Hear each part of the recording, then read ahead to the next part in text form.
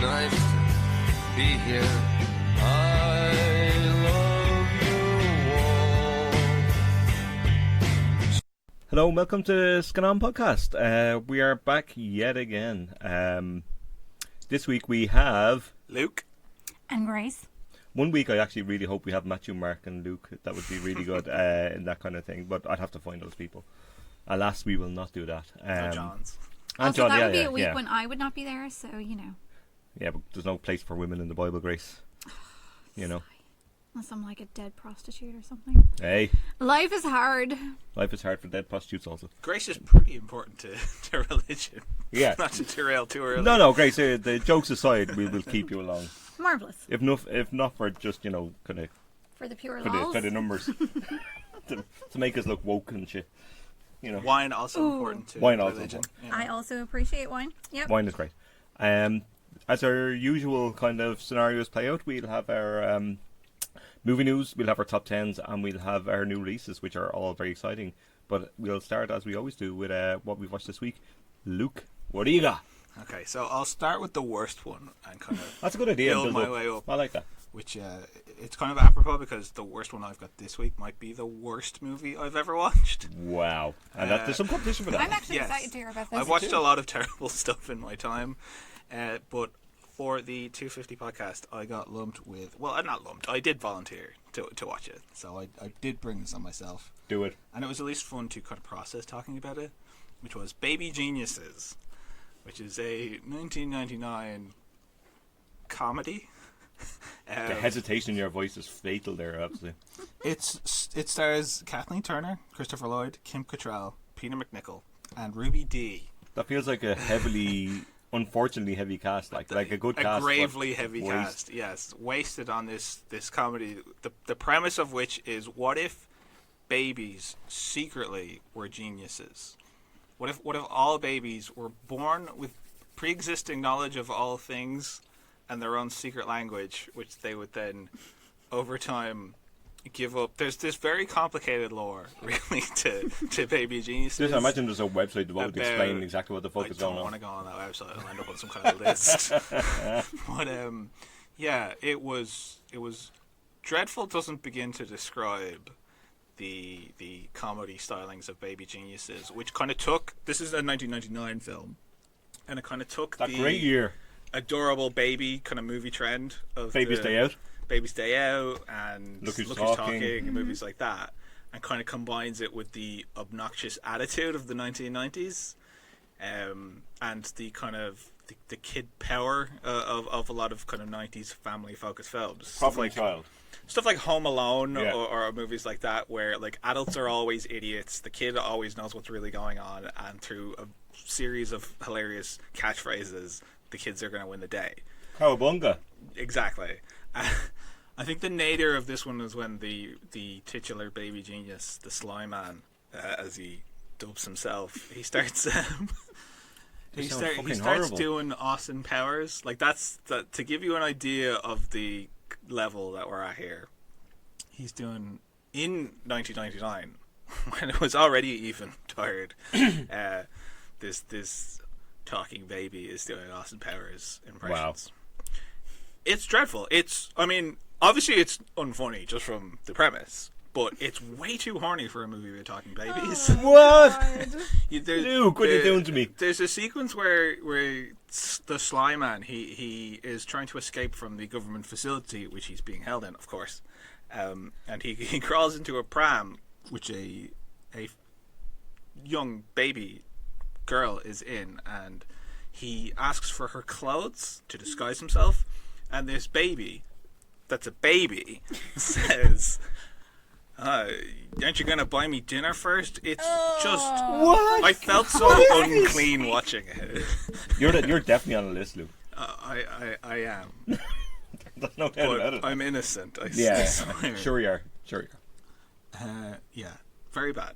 Very, That sounds terrible. very It sounds very I upsetting. may watch it next week. No, I will upsetting not is watch it. definitely the word. I just read the Wikipedia plot synopsis and the first 2 lines. I'm like, okay, no. Yeah, I think I don't know if I've even heard of this until you brought it up. This is new to me, and think- will never. I tried to research it, and there wasn't much online. I don't know. I if would imagine it's Kim not. Cattrall has got to extensive lengths to bury. I would imagine she has, Information with- and rightly so. If you've ever wanted to see Kim Cattrall in a fight scene with Kathleen Turner, though, I kind of have. if you ever wanted to see her drag Kathleen Turner from a helicopter and This is the punch film her for you. out, this is the film for you. All right. Yeah, no, dreadful Jesus. in every sense of the word, and I Okay, felt well, unfair fair enough. watching it. Oh, God. Moving up, a rung I watched. Unfortunately, a movie I was disappointed by, which was Destination Wedding, which is a romantic comedy that came out last year, starring Keanu Reeves and Winona Ryder and nobody else. No one else is in it, full stop? They Or are just the only speaking note. characters in the film, Oh. like literally. So Right. what Destination Wedding is? It's these 2 characters that are kind of these kind of acerbic, bitter people from different sides of the kind of the divide. Keanu Reeves works for, like, I think he's like involved in car sales or something like that, but he's a very bitter kind of person, just as a rule. Like, Yeah. he's kind of smarter than thou kind of a guy. He's basically an incel. It was a real bummer. Keanu Reeves played this Jesus. character. It's quite upsetting. and Upsetting is a theme. Like Yeah. Keanu's pure. Like, what the hell's going on? Yeah, seeing Keanu Reeves make like transphobic jokes was like No, real sad Keanu. and Winona Ryder is this kind of scattershot, jilted a woman. So the reason that they're both going to the same wedding is that the groom is his brother and her ex-fiance, which is pretty contrived. To say But the least. The entire film is just the 2 of them in these kind of snarky conversations with each other. As I say, the wedding is very much in the background, and there are no other speaking characters in the film Wow. apart from the 2 of them. And they have, as you would expect, great chemistry. And even though these characters love Winona are Ryder. wafer thin, they seize them pretty well. They Yeah. inhabit them pretty well. But it is a endurance test in the strongest sense of the word, because they're doing this kind of, scattershot, kind of fast-paced dialogue constantly.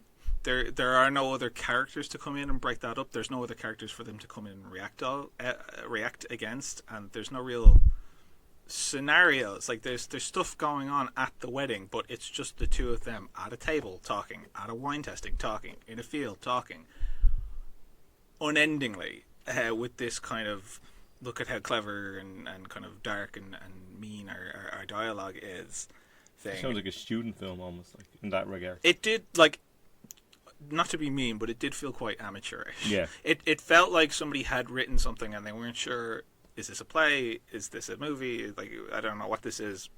And somehow managed to pin 2 actors that are way too How is that talented possible? for it. But anyway. I don't know. It was very upsetting. It was very sad. You actually genuinely look upset. Like, I know people can't I love see you, but Keanu, and I love Winona upset. Ryder. Like, Yeah. Ryder does kind of better in this because she gets kind of a little bit of kind of kooky Yeah. kind of stuff to play around with. Like, she's talking to plants and stuff like Well, that. she's a woman character. That's what you do in the old days. in We're films. also lovably ditzy. Yeah, exactly. You'd knock over stuff and shit. But it's like a very bitter kind of story, and yeah, the I don't mind cynical characters. That's fine, but their particular brand of cynicism and they kind Also, of you need something to play against. Yeah, And if you're not exactly. playing against anything, it's grim. Like, Yeah. you need somebody taking out a peg for Yes, it to work. exactly. Like, and if it doesn't have that, it doesn't have and anything. in absence of anyone else, it just feels like Reeves wearing down Ryder, and Ugh. yeah, it was Yeah, not great. exhausting and unfortunate. I will never watch this. No. 2 out of 2, sad. Luke. You're doing well. I hope there's something better in the pipe. Slightly like. better with BMX Bandits, Oh wow! which I watched for the Breakout Role podcast because it is the first starring role of young Nicole Kidman. Yes. She's 16 years old at the time of making this. What a dote. Very. What's interesting to watch is an actor that's better than everyone else in the film, and yet not quite sure of herself. Yeah. Yet, like Kidman has said in interviews and stuff that she's a very kind of shy person and was a particularly shy kid, and you can kind of see that she's not comfortable in her skin to the extent that she would end up very kind of quickly, even before she arrived in America, you know. But the film, I mean, BMX Bandits is a movie that's intended to sell BMXs. What? During the People have always been at this. It's not just a recent the brief phenomenon. craze of BMX in the 1980s. So it was intended to star like kind of younger children, and then they aged it up when they realized that they couldn't have tiny kids perform the stunts. Which is fair. You know, you shouldn't have. I mean, kids perform even the the even the teenagers that they bring in can't perform the stunts because Kidman apparently got injured very early on in this film, and so most of the stuff that you see her character doing in this film is performed by what is obviously an older, bigger, maler kind of person. All right.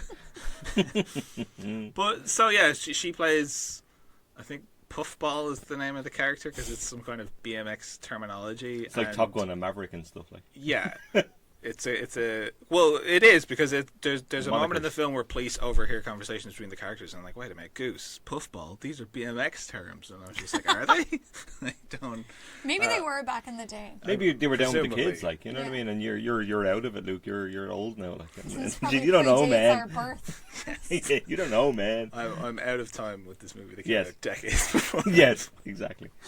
But it's unfortunate because Kidman is this is 1983, and Kidman is very much here as the Smurfette to two woeful actors, Goose and PJ, who, much like Destination Wedding, are kind of given a lot of horrible banter to kind of flatly lob back and forth with each other while Kidman kind of BMXs along in the background. She does get some, I won't say good stuff, but she does Slightly get a few better. opportunities to act. Like, there's a moment where she falls into an open grave with Goose, and he starts putting the moves on her. Her look of disgust felt very very real and very believable. Like, it's fun to watch in a kind of I suppose time capsule kind of way. Like, Kidman's got that massive 80s red curly hair, which she ditched. She didn't ditch until I think it's post Days of Thunder, wasn't it? Yeah, she's got that going on in Days of Thunder. As we've discussed previously. Yes, which is a magnificent film. Which I still haven't rewatched, but more of Tony Scott and on. Yeah, but other than kind of the novelty of watching Kidman, there's not much to recommend here. The majority of the film is just kind of a BMX chase. Which is not that It's much fun. it's 83 Australia, so it's kind of around the time where George Miller and other directors are kind of experimenting and kind of having this kind of moment of exciting action stuff. So there are shots in here of like POV from the bikes. There are attempts to do stuff. I know Quentin Tarantino has called this the Australian Goonies, but I think that's just Quentin Tarantino making a grab for attention. For the love of God. There is one very strange scene where, due to some bandit-related buffoonery, a car gets blown up, and it's one of the... Considering the budget of the film, and considering it's a kids' movie about bikes, it's a way too expensive explosion. Seems like most of the budget ended up on that, but it was entertaining in itself. You've had quite the week, Luke. Yeah. Hang on. What's next? I've got a good one, though. Yes, excellent. I'll Glad end to hear with a it. good one. I'm really happy about this. Police Story. So these are Chan. kind of threading from one thing into another, because this is an 80s action movie with some insane explosions. I've in it. never seen a Police Story film. I know there's a few of them. They are on Criterion Channel, I'm aware, or one of the Americans, I think. So I am going to get to them soon. Well, I was 15 minutes into this one when I realised that it wasn't the one I had seen before, which was Police Story 2. Ah, yes, there you go. Police Story 2's big action set piece in the end involves a exploding aquarium.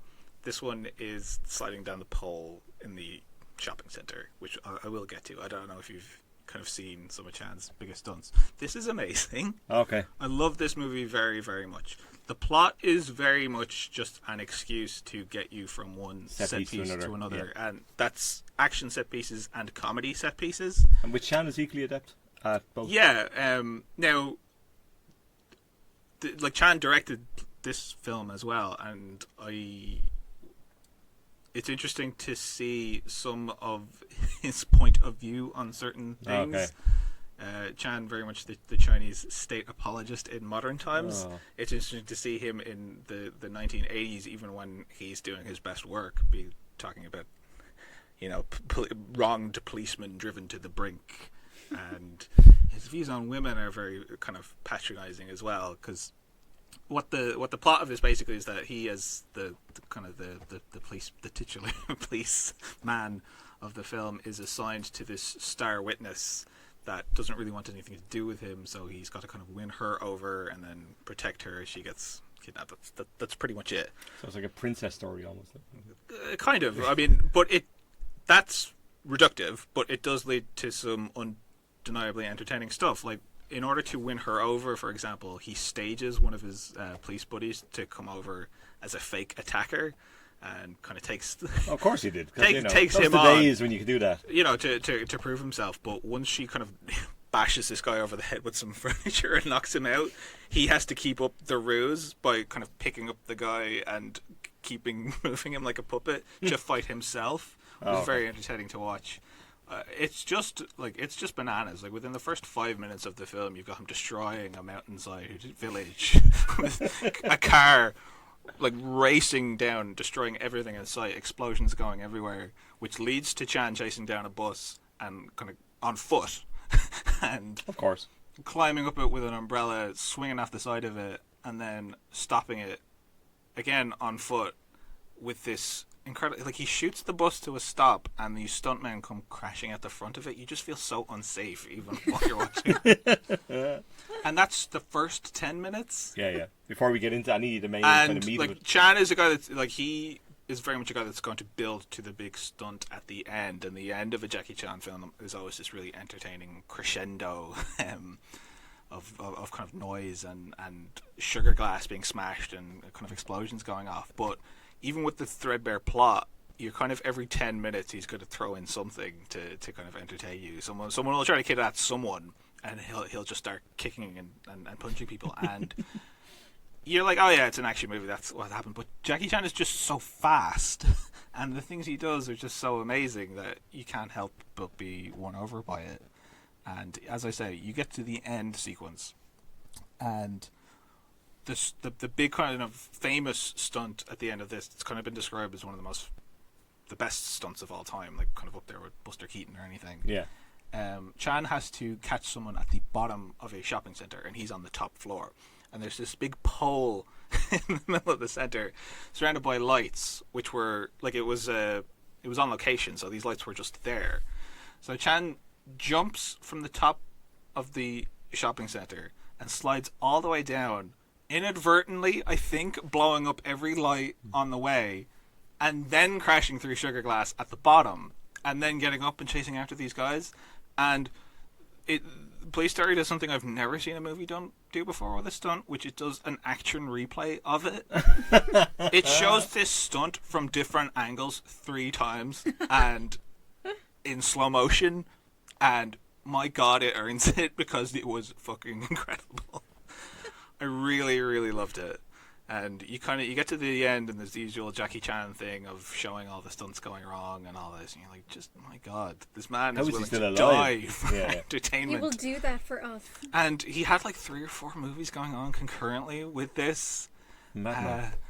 Yeah, you gotta respect the work ethic. You really do. You can't respect the politics or some other elements. One of my problematic action faves, definitely. We all have them, and particularly around the decades that those films existed in, there's always going to be issues around that. He's a guy with something to prove, which can lead to some good stuff. He had done this movie specifically after having done some stuff in America where there was a lot of restraints on him, basically. So he's like, I'm going to direct my own movie, and I'm going to show you what an action movie is. And if it's like this, it's one of the best of all time. Excellent. I actually will watch them. The films, I've heard really, really good things, and a lot of people I follow on Twitter are huge Police Story fans. Police Story 2, which is what I thought I was watching, is also amazing. Yeah, so they're very much on my radar after missing them for years. So yeah, I'm in. I mean, even when he's not doing action stuff, he's doing kind of amazing physical comedy. There's a scene where he's in the police station and he's kind of going around on a chair from one ringing phone to the other and kind of getting tangled up. And it is that kind of Slapstick almost. Charlie Chaplin with the potatoes yeah. kind of a thing. And it just shows his understanding of what a film can be and should be. Yeah. It's not restrained to any one genre or any one kind of mood. He will just kind of throw any entertaining thing at the wall and see what sticks. I like And that. usually the entertaining thing is himself. Yeah. He breaks something, but still. We have that at least. But yeah, that's me this week. So That's I it, did that's get it. something good. in the Yeah, end. I'm really glad because that was looking dodgy for a while. It was pretty bleak, yeah. Yes. Started off bleak. Great. What do you got? Okay, so I have 3 new watches this week. Firstly, I watched Far From the Madding Crowd, the recent adaptation with Carey Mulligan. I completely I haven't forgot seen her this name. one. This has been recommended to me before, and I've yet to get to it. It's been recommended to me many times over. Now, I'm unfamiliar with the book. I've never read the book, and to my knowledge anyway, I've not seen any previous adaptations. So the story itself was just completely new to me, and yeah, I liked this. But this was a weird film. I just remember sort of emerging at the end of it and thinking to myself that this was very strange because it's paced very differently to your standard period drama. Yeah. Like, again, I don't know how reflective this is of the book. Maybe this is what the book is like too. But there's a scene early on where one of Carey Mulligan's characters, 2 love interests, 3 actually, she has 3 love interests. 3. In the course of the film, yes. The first one just sort of proposes to her out of the blue, like 3 minutes into the movie, and she's like, no. And it's just kind of a bit strange because it sort of starts things off on this weird footing that doesn't feel quite earned, but again, maybe this is just me. Yeah, and then the film kind of progresses from there, and it's sort of a strange one because it's really pretty. Like, it's a very nice looking movie in the sense of the locales are lovely, the sets are lovely. Carey Mulligan is very charming and sweet and lovely to look at in basically everything I think I've seen her in. But it just sort of feels like all of these strange little snapshots of things that have been very lightly sewn together that don't always quite work together for me. So, yeah, it was a strange one. I liked it, but I wasn't quite sure what to make of it at the same time. So I just looking it up. I couldn't remember because I kind of tend to mix up period films, like of who directed and who made it. It's Thomas Vinterberg who made The Hunt and stuff like that. One of the I have original seen Dogma The Hunt. kind of signatories, I think. And yeah, exactly. This has been recommended to me a few times. It's Matthew Shenarts and Michael Sheen and stuff like that. So your kind of qualified liking, I think, is probably... yeah, I mean, it might work better in a rewatch because I don't know. I think it was just quite different from what I'm sort of used to in period dramas, which is not necessarily a bad thing. Yeah. And it felt a lot more lyrical and kind of a bit more dreamy and so on, which probably works if you watch it again. Yeah. It's just watching it for the first time, I was sort of like, oh, this is happening, and then, oh, this is happening. So it and threw it you off all- a little bit. Yeah, it was just It can happen like that, particularly around period films if you do want to shake it up a little bit. Yeah, but no, I would recommend it. Like, I liked it. I just wasn't really sure where I landed on it by the end. Yeah, okay. Yes, then I watched The Beguiled, Sofia Coppola's remake of was it Clint Eastwood movie It was, originally? yeah. Yeah. Also a strange one. This is and I like Sofia Coppola movies a lot, but this was a strangely lifeless movie until the last maybe half an hour, I want to say, and then it all kind of came together in a very lovely, quite twisted way. And I think it's kind of a shame overall because I was sitting there and the first hour or so that I was watching it, I was just kind of like, this is a bit dull and it's not very engaging, and it all feels it really feels to me like she's a bit out of her comfort zone or something. And because she's going for this story of like the South during the war, but it doesn't feel, maybe this is my own bias or whatever, it doesn't feel like the South during the war, you know. It doesn't feel like this incredibly hot, sticky, like sort it of simmers rather than boils a little like bit, I think, if I remember correctly. weirdly remote location. It feels, and maybe this is part of the point, I don't know, it sort of feels like this weird frozen landscape where nothing's really happening. And then into all of this you get, so basically the story is that it's it was a girls' school run by Nicole Kidman's character, and then one of the girls finds a wounded soldier played by Colin Farrell in the woods and brings him back to the school building where they sort of nurse him back to health, and then of course he turns out to be not so secret scumbag, and it sort of goes from there. But what's interesting to me is that you have that first maybe hour or so of just sort of, you know, aimless sort of ticking along with nothing of note really standing out to me, and then you get the last half hour which sort of steers quite sharply into weirdly dark horror territory, and it's actually really good. Like, if the entire movie had been like the last half hour or so, I think I would have liked it a lot, because it just pivots really neatly into this very everyday, like, body horror out of nowhere, and it feels like tensions that should have been simmering more evidently beforehand. Exactly it. This is the point where they would spill over. I hadn't necessarily felt those tensions up to that point, so, you know, this sort of just erupted out of the blue for me. But I feel like it's kind of a shame that if it had been a bit more moody and intense and maybe more viscerally shot, that would have come across a bit more, and it would have made the ending that much more impactful. Pretty much exactly. Looking at my Letterboxd review, which I watched, it's exactly kind of my thing. It's like if early on had the kind of the lead in kind of simmering tension to it, it would have given the last act that kind of pop, that kind of need to kind of connect to it, like, and it feels like almost not like a different film, but like it does kind of feel like a different film, and though, that's because really frustrating because there's a lot in it that I really liked. Yeah, absolutely. There's some very good performances in there. Yes. Like, Nicole Kidman's very good. Kirsten Dunst is very good, as she always is. Is. Elle Fanning stands out as well, also as being excellent. And I like Farrell as well. I love Farrell in The Begod. I love how he calibrates his scumbaginess very precisely depending on who's in the room. He's a pretty good actor, Farrell. Like, he doesn't quite, I think, get the kind of recognition he deserves, and he does things. He does interesting films. He's not very showy, I think. No, I think that's he fair. does inhabit this role anyway quite naturally. Yeah. You know, and it does feel very believable and lived in, I think, by that regard. I think it's more because the ending comes together quite nicely, and I think that sense of lifelessness that's been in it beforehand makes the ending that little bit more shocking in the way that, you know, the characters sort of respond to what happens. But I just feel like it needed something a little bit richer and more taut in the build-up to really make it work as well. Yeah, I'd probably agree with that. And it's a kind of a pity. It seemed like a slightly missed opportunity. Yeah, like it felt like maybe the staging was a little bit off or something, but sure, okay, it's something a bit different anyway. I know, I kind of liked it. I don't see myself ever going back to it. It's a weird one. I like The Begod a good bit. I think, like, Coppola is definitely playing the repressed kind of characters deliberately, but I think there is uncertainty with her in terms of how to do this adaptation. Yeah. There's different elements in there, like, that I think she's not sure how far to go in herself or where to kind of take certain elements of it.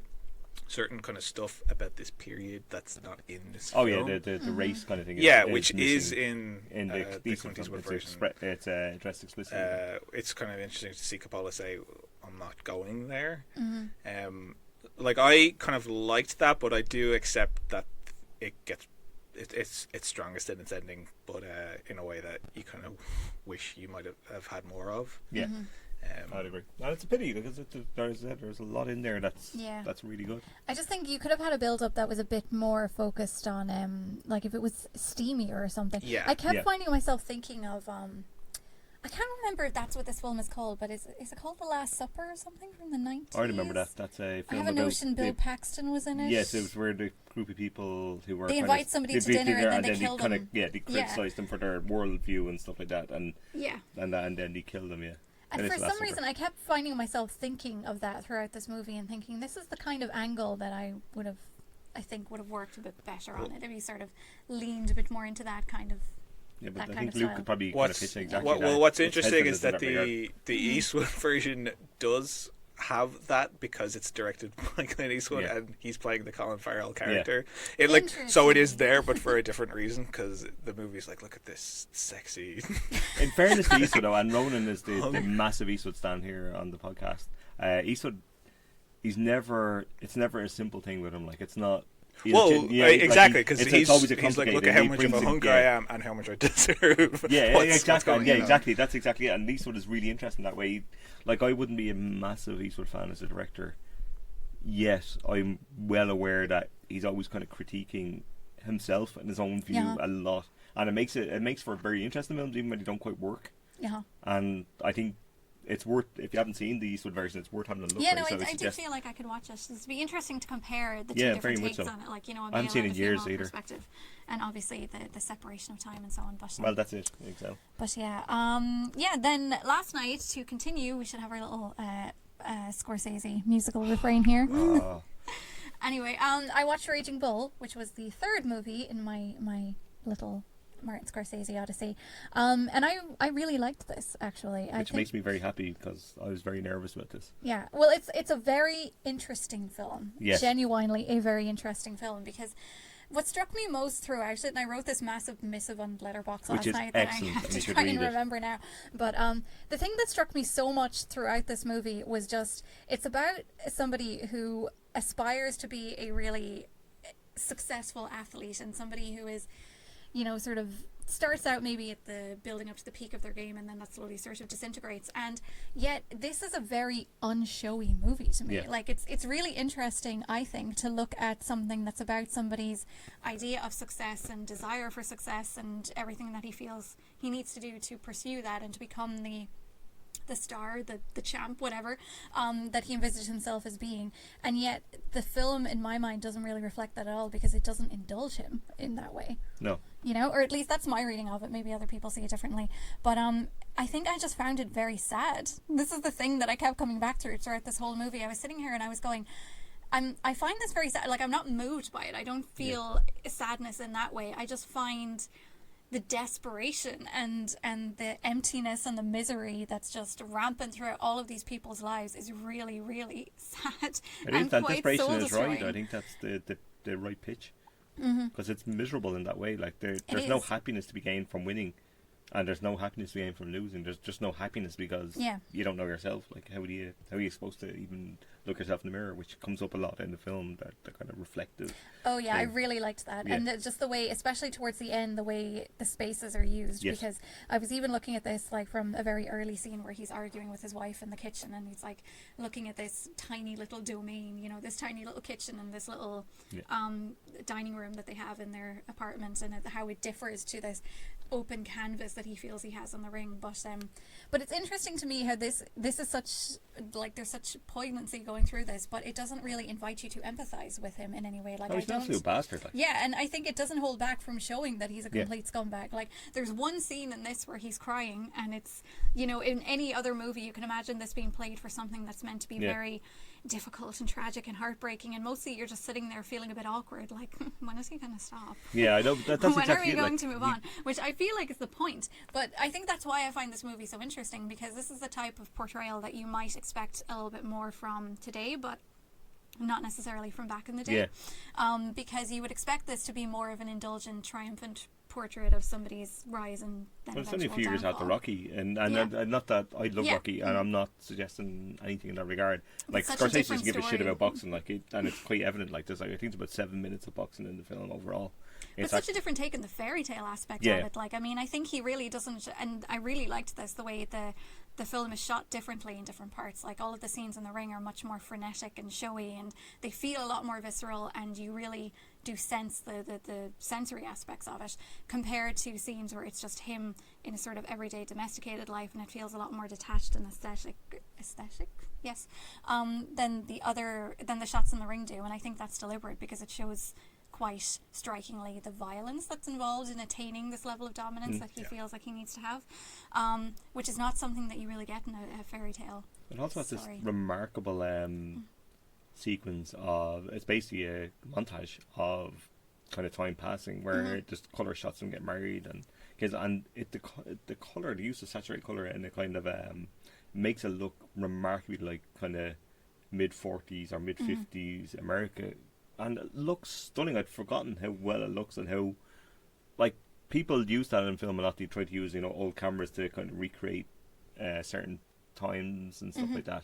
And it almost never works. Particularly these days, I think people are a little wary of because, you know, what's digital, what's real. All the kind of, there's a certain kind of cleanliness to it that doesn't quite work a lot of the time, and this really works. Like, they're still on top of a building, I think, it's kind of celebrating the wedding, and it kind of sequence, the music's playing, but it looks like 50 years ago, 60 years ago, and I really like that, because it really centers you in the story. Like, you're part of a time, and you, like, you're in there, and there's nothing you can do to get out of it except stop watching. Like, you know, you're part of this regardless whether you like it or not, and you have a ringside seat if you're part of a dreadful boxing pun to You're allowed a few after all the aliens puns I made last week. That's true. And it's a destructive, appalling film, like, and about a destructive, appalling person who has no redeeming features. The only thing I will say is that I think whilst he doesn't get a redemption, and I don't think Scorsese would ever argue for redemption, he does get a sense of peace, I think, at the end, in the sense that it's taken him 60 years or 50 years to even get a sense of the fact that he might have been wrong, which is a tiny little bubble, but Kernel of it's it. probably enough for him because he's never had anything even approaching that, ever. Yeah. And I really like that when he hugs his brother and won't let him go. I think there's something really moving and terrible about that. Like, it's really terrible. Like, he's a terrible person. And I think Joe Pesci's character, Joey, says something like, well, do you want to call my kids and they can see you, give me a hug, like, you know what I mean? Because he's an absolute bastard. Like, and Joe Pesci's fed him up in front of his sensational. children. Joe Good Pesci Lord. is brilliant in this film as well, by the way. It's really dreadful. I could describe it as this kind of sad and lonely masterpiece, and I think that kind of It is. like it's a really weird, lost kind of soul of a film. But the stylistic approach to it is so interesting because, like what you were saying there about that kind of little montage and how it looks visibly different, and I think that combined with the use of so many classical musical cues, and this really stands out to me because I think it's quite telling that they're used to score those moments, which for a lot of people, like say getting married, for example, for most people would be like this tentpole moment in their life that they'll always remember. And the way it's portrayed here is the way that you would sense is the way LaMotta would look at it, which is this sort of moment that he wasn't even present in at the time. So it's presented as this sort of timeless sensation that everyone recognizes, but he doesn't feel. I mean, you even see he looks quite vacant in it. Like he looks completely uncomfortable. And that's probably it. Like, somebody's videoing this, which is in those days, which is bizarre, but it did exist. Like, and the fact that he's just, this is not where he wants to be. This is not where he needs to be, it's or not whatever. Where he feels alive or important or comfortable, or and I think important is correct. I think the important is the importance and that kind of rage when you can't get what you want, and even worse when you get what you want. And I like the way this film doesn't really have much in the way of resolution because I think we've kind of gotten used in one sense to having stories like this where somebody has a really showy moment of downfall where they like overdose or something and then they wake up in the hospital and they change their ways, whereas that doesn't really happen here. He sort of just goes from one completely meaningless experience to another meaningless experience, and so the actual narrative itself feels a little bit meandering and aimless in one sense because it doesn't have a lot of those beats that you associate. You're not with getting the beats, biopics. and you're not getting that kind of satisfaction from them. But I think that really works for this particular story because for a story about male rage in the sense of brutality and impotence and everything else, this is so, and I think I wrote this in my review, I was like, this is so pervasive in society as to be automatically devoid of meaning or purpose. It's just something we're so used to seeing and which is so often held out as being significant without anyone really being able to identify why it's significant. And I think this film really captures that quite well, and in that sense might have been a little bit ahead of its time because it's like we're supposed to care about this because we're supposed to care about this supposedly great and talented man, but we don't actually. Yeah, and I think and nor Scorsese's should you, been very because good he's at not that. a good person. He's been good at that for years, and he's been criticised over the years at kind of condoning behaviours that he shows, and I never got that. Which from I've his never films. agreed with. I don't see that in this movie at all, which I find quite compelling. Insofar as Scorsese's movies are personal, and like Raging Bull is super personal, any kind of bad behaviour that's shown in them, it's always kind of a mea culpa. Yeah. I mean, the guy's super Catholic. Oh yeah. Like it's all guilt with him. Like anyway, like and there's even a scene where he holds onto ropes, which looks like a cross kind of thing. Like and like Scorsese's not. The bit in the jail at the end. Like, and he's literally in the jail, jail with the shadow over his face. Yeah. And there's all that kind of stuff, and he does punish himself, and he made Raging Bull famously because he was in hospital after a massive cocaine binge that he nearly died from. Like going to Cocaine confession. and asthma don't make sense. no, they do not.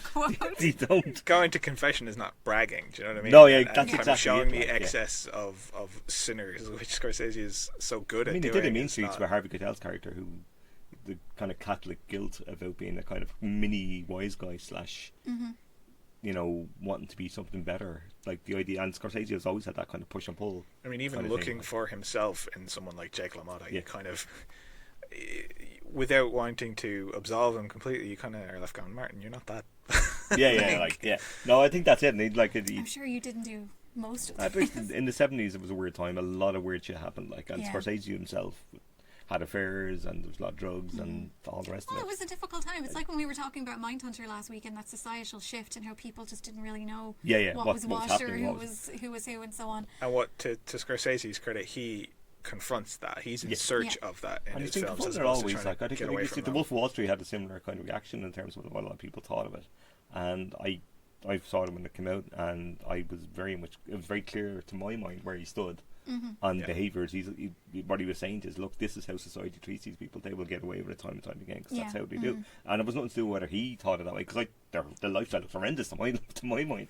Like, it's like the last thing I'd be is one of these guys. Like, it looks horrible. And I think he portrayed it really well, but there was a lot of talk about the idea that he was condoning behaviours of such things. Like, that's never been the case. It's only years later people say, oh no, actually it wasn't that. It's like, well, fucking say it at the time, because it's quite clear to my mind. Like, it's very clear, I think, when somebody is endorsing behaviours and when they're just presenting them. Because I think what I find curious about Raging Bull is that I had it in my head that it was going to be this super violent movie for some reason. I don't know why. The way people talked about it, I thought it was just going to be people being beaten to a pulp every other scene.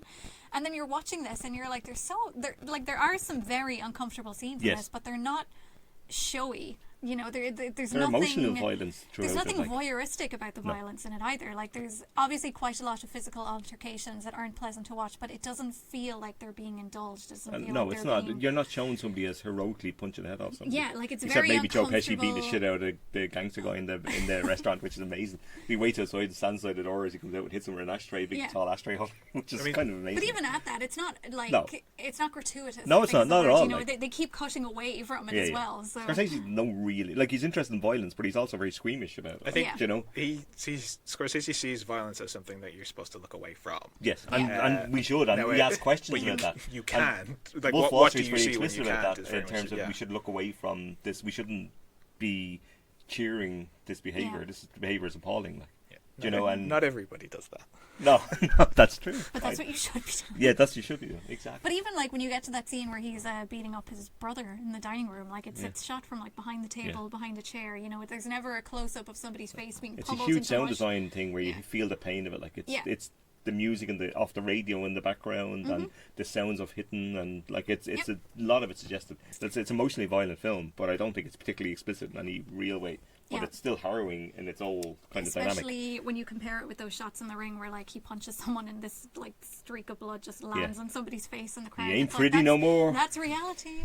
But yeah, no, this was very good, very thought provoking. I felt, and obviously De Niro is amazing in it. He is. He's incredible. It's actually really sad that this needs to be said, but you know, once upon a time, kids, De Niro was an incredible actor. My idol growing up, like as an actor, when I was a younger person and discovering film for the first time and watching just somebody. So instinctive. Yeah, I knew exactly what he needed to do. Animalistic in his movements, like terrifying in lots of ways. Like, and he's really like. I mean, we'll see what happens with The Irishman. This is his first Scorsese film in a long time. I'm a little terrified, but it could be good. I'm hopeful, but I'm very wary. But it's nice to see them back together again, and they'll be doing another film after this as well, which is, you know, so there might be a couple of good performances. De-aging?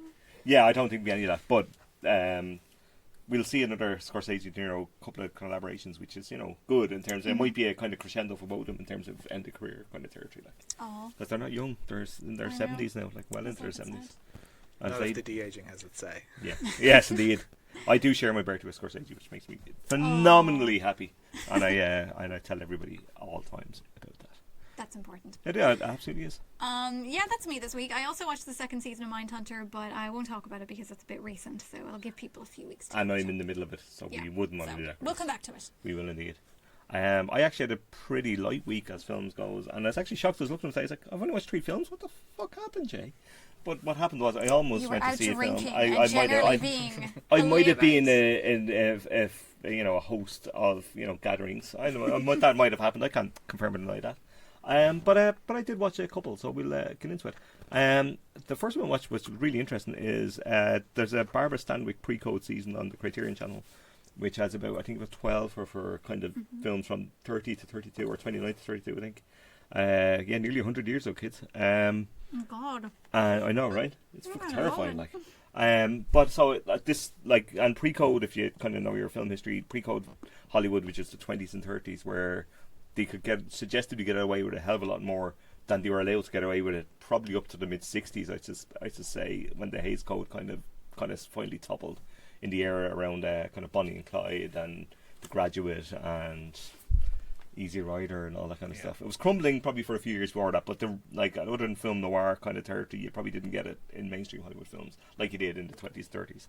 And Stanwyck was one of the kind of great first talkie actresses, I guess. And it's been fabulous ever since in various TV and trash and movies and everything. She's been great, and she's a really interesting actress. My mum is a big fan. Oh, and she should be. She always talks about how underrated she is. She really is. So I've watched the first one. I've only watched one of them so far, but I'll be watching a lot over the next few weeks. And this is called Illicit from 1931. Great title.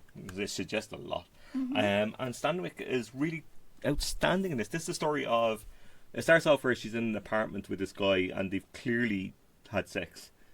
You just see the aftermath where he's tidying up and he picks up her dress. Are you and sure stuff they like didn't that. just take a nice nap together? You sure? There's pre-code, Grace. You could have sex. Okay. So they're kind of chatting. This is post kind of about it, and it suggests about an hour or two after where they're still in that kind of we love each other territory kind of thing, and he's kind of trying to persuade her to marry him, and he's not or she's not having any of it. It's like, I'm not marrying because I don't want to be trapped in a marriage. Who do you know that's happy in marriage? It's 1931. And it's like and she compares it to a prison, literally, and that, you know, why would we have to do anything other than what we're doing? We really like each other, but then people have seen them together in hotels and stuff, so society can't have that, like. And she says, like, well, this is going to ruin it if we get married, and so they get married, and it ruins it. And there's adultery on both sides, Grim. because neither of them kind of want to be. They want what they want, but they don't want it in the particular way society tells them they want it.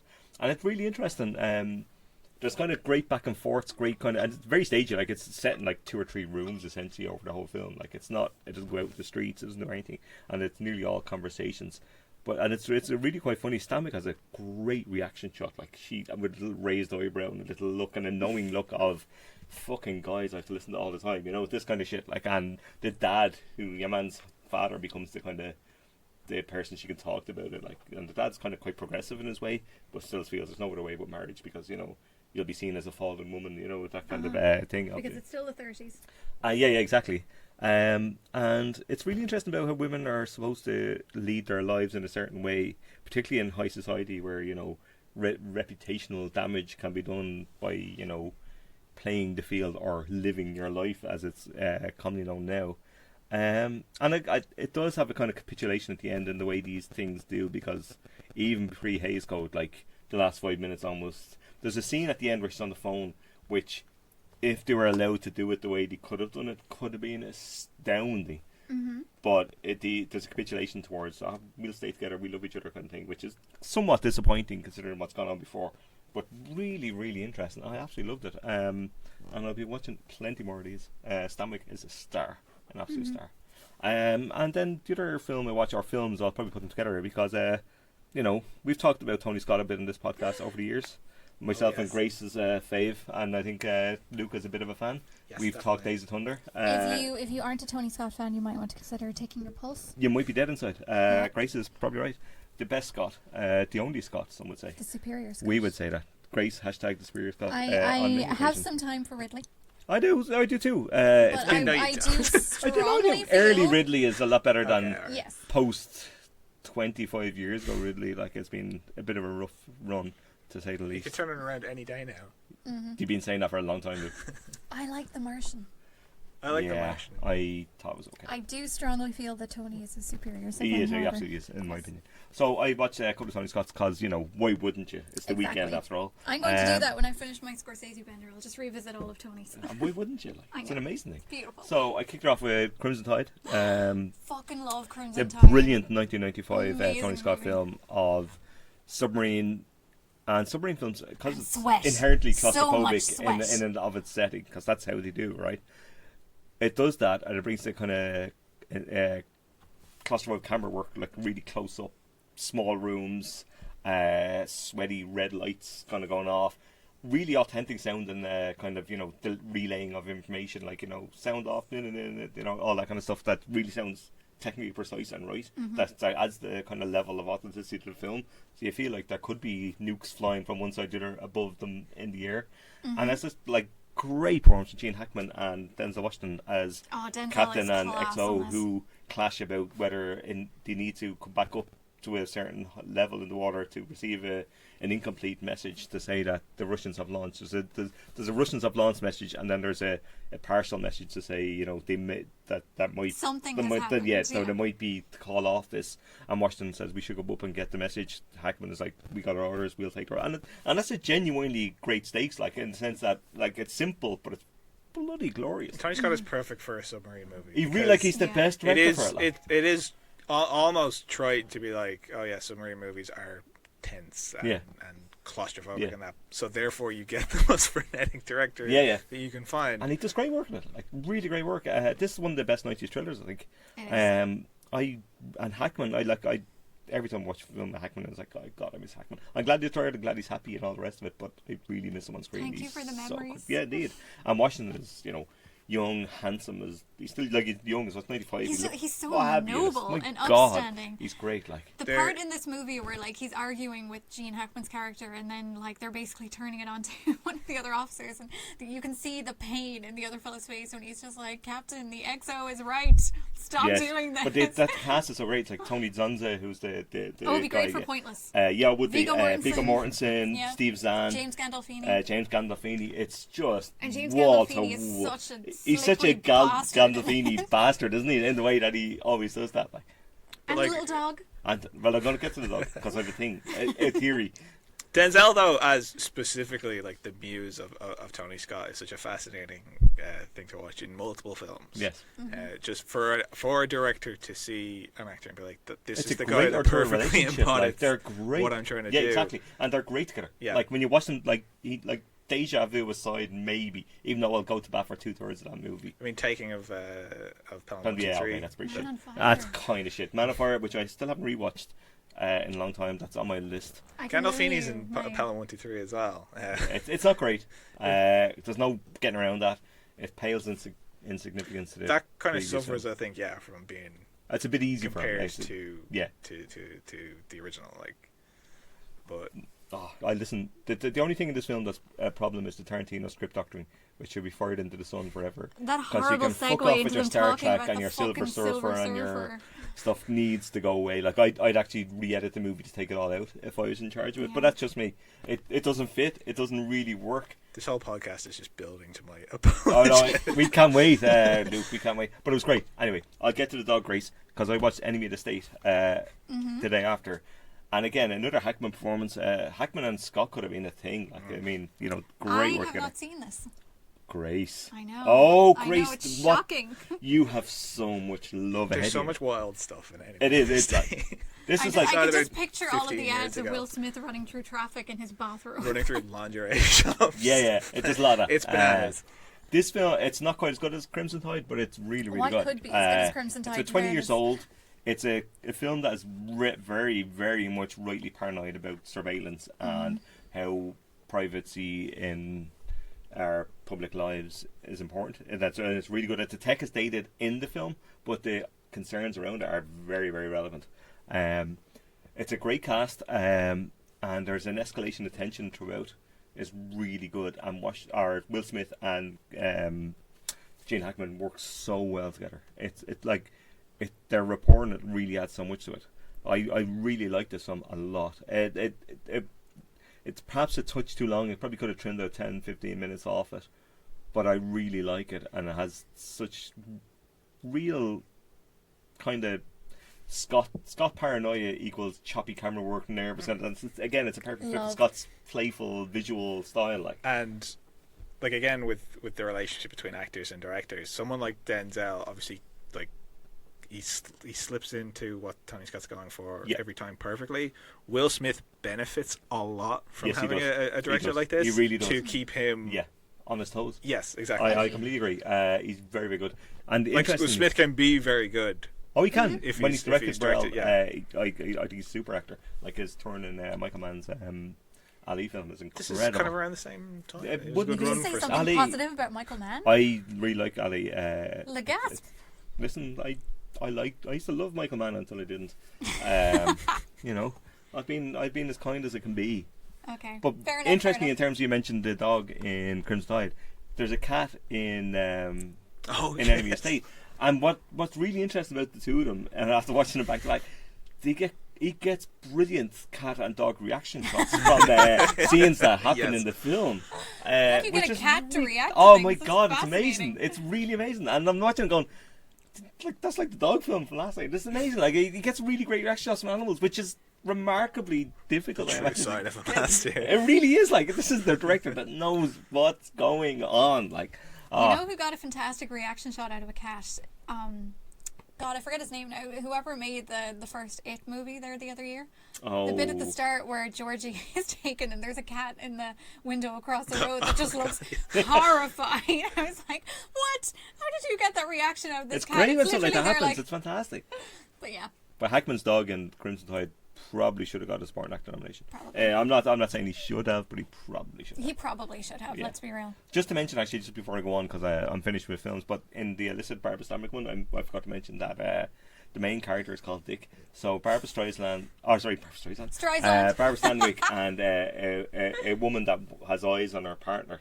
I love Dick. I love Dick from both of them constantly, and it's like, oh my god, Pre-Code is amazing. This is addressing your concern from a few weeks ago. Yes. Where's you found the Whereas dicks? there was not enough dicks, now there's dicks everywhere, even 1931. Where are all the Amazing. swinging I knew dicks? the dicks will come swinging around back again, and it has. Swinging 30s. So if you want your dicks, illicit 1931. I do have They a are strong everywhere. affection for Dick. Who doesn't? Good lord. Anyway, let's move on to the This movie is not a news. family podcast. We've established that. No, we have not. Moving on. Let's move on. Let's move on from waiting dicks. I think we nixed that right when we said pay us to talk about dicks. Indeed, we did.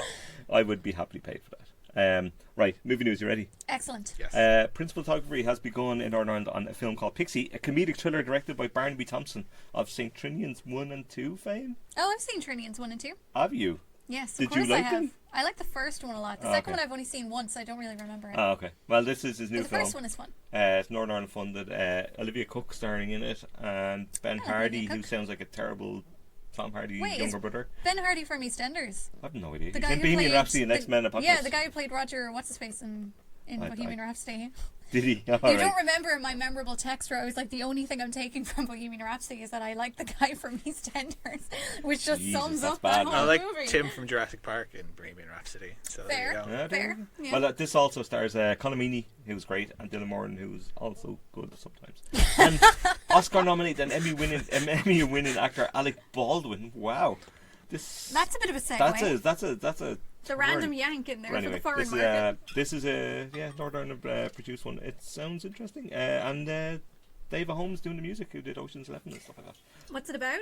I have no idea. Hang on a second, Right. I'll tell you now. We'll find out. It's a woman who wants to avenge her mother's death by masterminding the heist, but plans go awry when she finds herself on the run with two young men who are way out of their depth, being chased across the wild Irish countryside by gangsters. It's only so far you can go in I like Ireland, so heists. Yeah, that's true. You'll hit Yeah, it. as You'll hit most it people have tried to conduct heists in this country have found. Yes. There's only so far you can if go. you drive for 6 hours, you run Where's out of my land. Where's my ATM Robin movie? You know, with the It's coming, Jay. I'm just polishing JCBs. the I want script. that movie. Great stuff. Glad to hear it. In other news, the Kerry Film Festival has announced Eve Collins as the new head of programme. Eve Collins is really good, short filmmaker, and it's the 20th edition of the festival. Killarney this year on the 17th to the 20th October, and she's done programming in various other festivals as well. And she's only 21. Oh no, 21 in 2013 when she did. She was manager at both the Irish London Film Festival and the Cork Festival.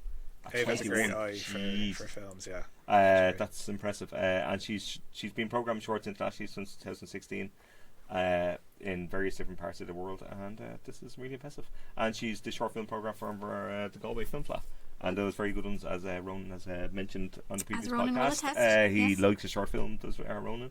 But Shout out to our that's- Ronan at this time. I think that's a really good appointment. I suspect the Kerry Film Festival will have plenty of great shorts. Absolutely.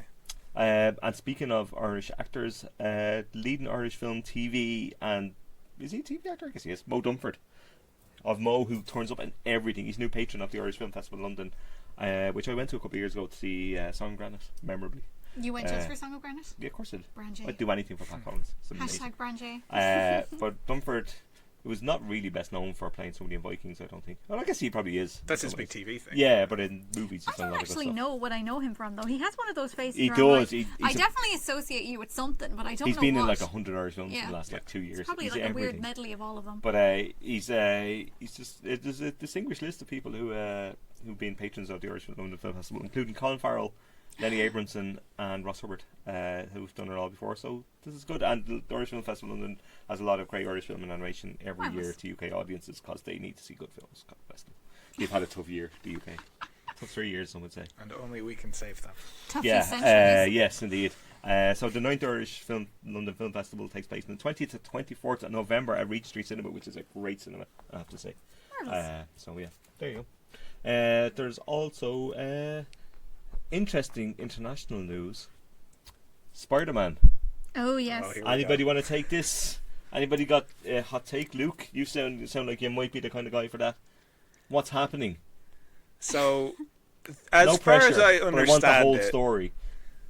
what had happened was Disney and Sony were in negotiations to continue the license. I mean, this is boring stuff because But it was it's a about 5-film deal, I licensing. think, wasn't it, originally for the character? Yeah, for them to collaborate with using Spider-Man. Yes. And Disney basically said that they wanted 50%, which was up from I think 5%. I think there's been a word, yeah. Of the profits from any collaborations that they would have had. That seems like a lot. 50%. Like, yeah, that's a big jump. A Like. fair bit. Well, the again, people don't, I think, care about how they get these Spider-Man movies. As long They as you just get- they just yeah. enjoy them when they get them. But Sony put up for stuff that is very much in people's minds as Marvel movies. Sony put up the money for the Spider-Man Yes. films.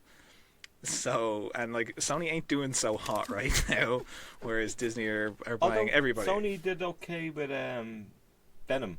Maybe not critically, but Yeah, and maybe, with maybe Into a the billion. Spider-Verse as well. Like, Yeah. for all people are saying that was slept on, it did do very well financially. But you're kind of... They're not at the point where they could give up 50% of No, the no. profits from their I don't their think cash it's a little flow. much to be asking. It's that. it's And- unreasonable to expect them to also.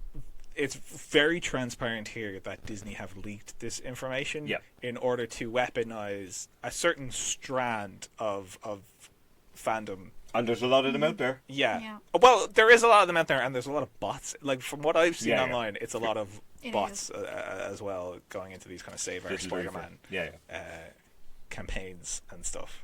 But yeah, it's a very kind of blatant move to garner public sympathy. I suspect that they will go back to the table on this. Or Yeah, else, I suspect that the pressure would be on that in that regard. Like, or else that was Disney the whole will point. just buy Sony, and that'll be the And end The of thing that. is, that's probably what they would end up doing. But like, this is really just fucking preposterous because it's like, you know, as a fan of Marvel movies, I would think it's a shame if Spider-Man was not going to be involved in the wider universe anymore. But from a detached, neutral perspective, I think it's all ludicrous. It's a little absurd. No, it's downright ludicrous. I mean, Disney How owns much money do you want flipping that? everything Yeah. and are homogenizing all of this like completely soulless corporate output that's probably just going to continue getting worse. And I think the more things that they have their hands on, the worse things will be Yeah. overall. So I'd having agree. something like this where there's at least somebody else involved who try to put some brakes on it is not a bad thing And at it's all. weird kind of going to bat for Sony, who are This not is the exactly. thing. I Yeah. resent being put in the position of having to care about this kind of This is like corporate supporting Lee Varadkar and the Brexit thing. Like, it's like It's it's very similar. disgustingly uncomfortable, but he's You're probably choosing right. the lesser of two evils, so to speak. Yeah, But yeah. it's his mind.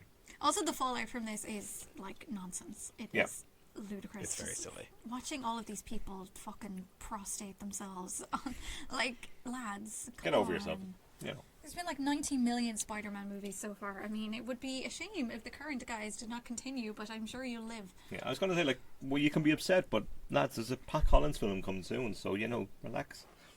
What more do you want? Is it Well, in the until Marvel Pat universe, though? Collins It's not. does a plucky Imagine nerd from a Queens. Pat Collins Marvel film. My God, I want to see He that. could, they got Banshee now, you know. He could. Oh, could you he's have that Pat Collins character. Banshee? Good Jesus, the possibilities are endless. He flies by screaming. It's perfect. Marvelous. Pat, if you're listening, Run. Get them We Bye. got the project for you. I'm co-producing. I'm feeling part of this. I want those I'm sweet Disney money. excited. I'm excited that we're going to get more Venom movies. Yeah, Venom is both terrible and I kind of kind really of love entertaining. It's Venom. terrible, but it's great fun. It's so entertaining. It really is. It's bad. And Eddie Brock is the worst journalist there's ever been in the history of the world. Don't you besmirch Eddie Brock like Sorry. that. Dare you? He's That's a fine. hard-hitting journalist. He's hard hitting, all right. He will Try harder not to be a dick. he will hit you hard with his motorcycle. He will, in fairness. But then he'll apologise. He will. It's a bizarre film. That scene where he goes back to the apartment and he just destroys this bag of tater tots had me absolutely The dying. Frozen, yeah. It's so weird. It's a On weird the film. plane. It I was did so enjoy weird. that. I hope, because it's Andy Serkis is doing Venom 2. I Okay. hope he does keep that bizarre Yeah. energy going. Oh, so you know what you have. You best believe that's It's the going. entire basis of the appeal. It nearly made $1 billion. You best believe it's coming back the Did same it way. nearly make $1 It was billion? like 950 million, I think. Good It lord. made an absurd And then amount of and money. every drop was going to be an absolute bomb. Amazing. Yep. Anyway, are we ready for the top 10? Are we ever? I'm yes. ready. You look ready. He was born ready. Yes. At 10, a film I've actually seen. Yay! Blinded by the Light, Grunda Chada's film, which I You're really a like. fan of this? Yes. It's made 134,000, which is not bad. It's not great. It didn't do great in the States. It opened, I think, for about 4 million. Yeah. I think they thought this would have been a kind of feel-good hit on a kind of comparable scale to the way certain English films tend to do that in America, and it didn't Needs more quite royalty do for it. him, clearly. I think it's a Keira darker Knightley. film than it's being portrayed. Yeah. And I think that's part of it, and it's the part I like most about it because it doesn't scapegoat it. I've seen this one. It's good, isn't It's it? great. I really really like love it.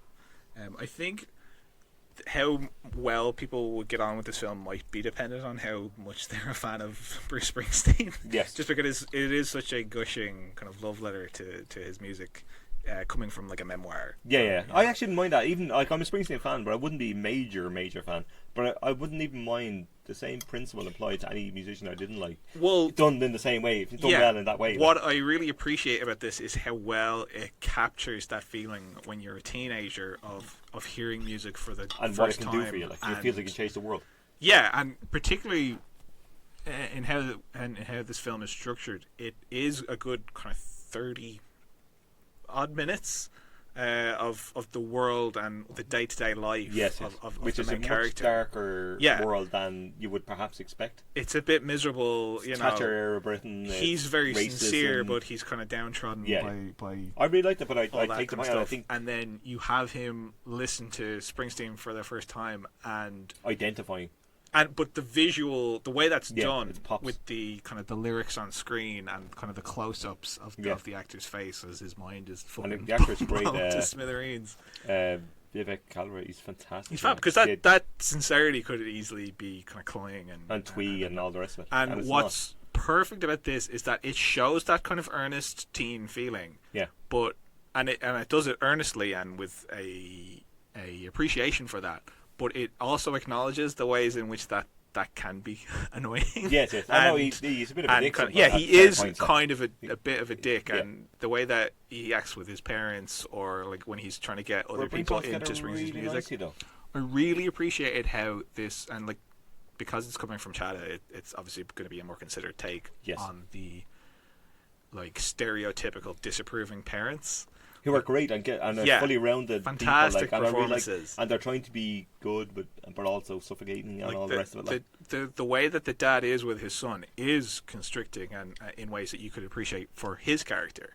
But the thing, because of the world that you see here, you understand 100% where the dad is coming from. And at certain points, it's explicit in the world around them that is like, he's trying to protect him from. When you see him being confronted with like fucking the National Front racists, you understand why the dad is like, I don't want you to be British, I want you to be Pakistani, and kind of stuff like that. And that kind of dual nationality kind of thing is really interesting. The push-pull of that, the attraction. It's sensitive to that in kind of really good ways, and the way that it kind of shows how young people in particular get into music is really fun. Like there's the scene where they do Born to Run. Yes. It's super cheesy. Oh, it's cheesy as the cheese. But like it's shot like a music video, but not like a Springsteen video, like any kind of 80s.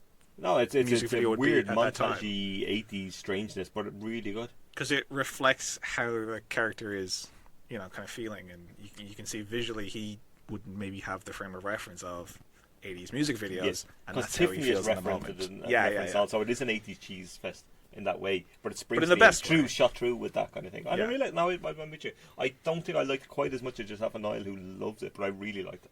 And wish it had done better, but such is life with these things. Still, it's in the top 10. It is. Not nothing. Not for again. I suspect this is the last we'll see of it. At 9, speaking of doing very well, Spider-Man Far From Home. Still hanging on. 3.2 millions. That's a lot of money. Yeah, I haven't seen it.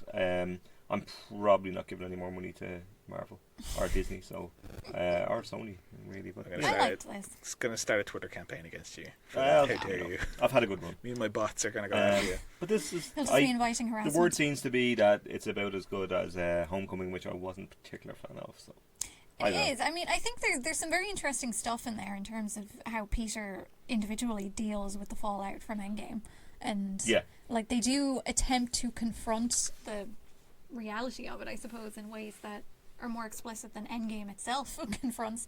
And that is appreciated. And I think it does give Tom Holland a little bit more heavy lifting, which is good because he's more than capable of it. He's my favourite Spider-Man and / Peter Parker. And Jake Gyllenhaal's very good in it. Very fun villain. Genuinely very fun. Really reminded me of Edward Nygma from Batman Forever. And I love Batman Forever, so you know that's a massive compliment. We love Batman Forever, please. We love Batman Forever. I just felt it was a little bit too long. Like, it just sort of sticks around for a bit, maybe half an hour more than it needed to. Jeez, that's a chunk. Yeah, the post-credit scene, or the mid-credit scene, whatever you want to call it, is I don't know anything about it, but I will get to it at some Yeah. point, maybe. Who knows? Yeah. Grumpy me might get a nice worth a look, weekend though. where I'm It not is. grumpy and I might watch it. It's been hyped up every week now for the last 10 weeks I know, or right? so. It feels like it's been out forever. Yeah, It's been out for summer's about, a bit like that 7 though. weeks now or Films something. just kind of drift along lazily in the summer for months. Like it's a Yeah. weird time for films. On Well, the top especially 10, something surely like not. Like I'm telling you, there's many more to come. At 8, Ugly Dolls. What? Yeah, we talked about this last week for about 30 seconds. I'm not willing to waste that much time on it again. Yeah, What's let's Ugly move on. Dolls? It's a film about dolls who are ugly.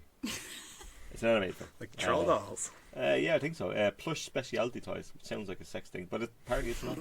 It's made 39,000. Probably I be more suspect this to be interesting if it was a sex thing. I would watch that. Vibrator. Swinging The bad dicks. guy in a Batman swinging dicks. It always comes back to dicks, doesn't it? Hashtag Why aren't we swinging being dicks. paid to talk about dicks? Like, my God. Not in a children's film. I was very clear at the start of the podcast. Yeah, Like, I want to make come this on. absolutely clear that that's Time and not what I was place. saying. As Luke is led away in handcuffs. At 7, the Angry Birds movie 2. I still can't believe this is a thing. The both the original and sequel that You they can exist. hear the drunken horror in our voices last week. You're like, why is there an Angry Birds And then you 2? hiccup. And then I hiccup. Yeah. And then we move along. Yes. The kids that are the target audience for this now are probably too young to know that this was like a mobile app. Yeah, oh yeah. Which is I was really like, what bizarre. was this? Was I born? You're 4. Of course you weren't born. Yeah, Imagine this. being 4 now. Oh God, no! Stop it. I'm glad I wish I was older so I can get off this planet. Anyway, that's a different podcast. That's Jay, gone on after you've gone dark. too far. I have. Sorry. No, it's great. I love my life. That's made 417,000 Angry Birds 2, so not quite the Imagine big walking animated into the movie. cinema and saying 1 for Angry Birds 2. I want you to see that, and if you do that, Grace, I want you to record it so No. I can see. No, okay. Absolutely Damn not. it, Grace. I Commit have to this podcast. Scorsese Commit movies to it. to look at. That's true. You do. Raging Birds. Hey, very good. I'm sure there's some kind of trite joke in one of these. God, man, I'm going to try and concentrate on the podcast, and now all I'm going to be in the back of my head is the puns on Scorsese films. God damn it, Luke! What are you doing to me? If one of the Angry Birds doesn't say "you talking to me" at one point in these movies, It's a I'd waste be of very time. surprised. What a life! I'm never going to find out. I hope you'll find out for me, Luke. No, No, you won't. there is a limit. God damn it! You people don't commit. At 6, and I think cruising into the top 10 of all time in Ireland is Toy Story 4 with 5.5 million. I think Again, a lot of money. 6 million is kind of, Niall was saying during the week that 6 million is the kind of, if you want to get into the top 10 in Ireland, that's kind of where you need to be, which is remarkable. And because new movies are moving to the top 10, Mamma Mia, Here We Go Again is going out of the top 10, so we think it'll be a moment for that. Pour one out for Pierce and the lads. I'm very sad about that because I love adore my it. life. So. But Toy Story 4 is the 4th film in a franchise that should never have the 4th film. But there we go. Luke? Well, it's a very financially successful film, Yes. considering that it has a character ask, "Why am I alive?" It's very existential. I do like that idea. It's an appropriate question to come from a spork that's had eyes, googly eyes pasted to it, and therefore come to life. That's terrifying. The existential crisis of Forky is definitely the highlight. It's a funny film. I will watch it at some point. I do like the the Toy Story films. I am being jesting, but it's a money grab. But if it's about a decent money grab, I'll go with it. But fuck Disney. I still want to see the first. Really? Yeah. I want you to watch the third one. But I don't want to. Then don't then. Do what you want. See if I care, Grace. I just find it curious. Everyone else my age loves these movies, and I'm like, I saw the first one, and I never thought about it again, and I never cared about the subsequent ones. I don't understand. It's weird. It is. Continue. Speaking of terrible films Grace loves, at 5, is this Hobbs and Fast Shaw? and Furious, Hobbs and Shaw. I haven't seen this. How have you not so seen? So you can't say that this is a film that's terrible that I love. All these films are terrible that you love. They're not. They are. The Fast and Furious movies Grace, they're are terrible. Wonderful, regardless of what Jay would have to say. I've watched 4 of them. I'm dying inside. They're a wonderful thematic reflection on family and loyalty. All right.